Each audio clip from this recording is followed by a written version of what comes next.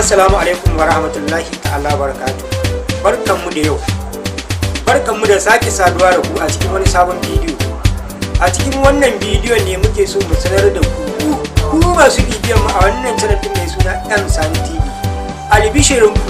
Albishirinku za mu dora muku wani fim mai suna cikar wani buri a wannan channel din mai suna M Sani TV. Kar ku yi ƙasa a gwiwa, ku danna subscribe sannan ku danna alamar ƙararrawa domin samun sababbin shirye-shiryenmu da zarar mun dora. Mun gode da irin gudunmuwar da kuke bamu a wannan channel mai suna M Sani TV. Allah ya saka muku da alkhairi. Assalamu alaikum wa rahmatullahi ta'ala wa barakatuh. Masu bibiyanmu a wannan channel din mai suna M Sani TV,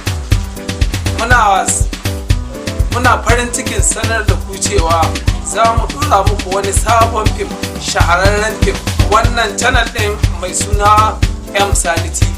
Sabida haka kar ku yi kasa a gwiwa, ku danna mana subscribe sannan ku danna mana alamar ƙararrawa domin sanar da ku da zaran mun daura wannan fim din, ƙayataccen fim mai suna cikar wani buri. Jama'a assalamu alaikum. Masu al'umma masu bibiyar mu a wannan tasha mai suna M Sani TV, in Allah ya yarda nan ba da jimawa ba za mu sako muku wani shiri mai suna cikar wani buri a wannan tasha na M Sani TV. Assalamu alaikum. Jama'a muna sayar da kaya kala-kala a wannan kamfani na Eagleset Technology.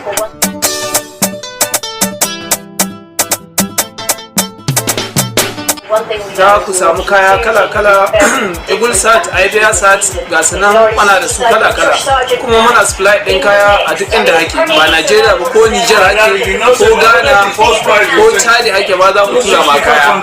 Idan kana son kaya, akwai kaya, muna kawo kaya kala-kala. Assalamu alaikum wa rahmatullahi ta'ala wa barakatuhu yan uwana.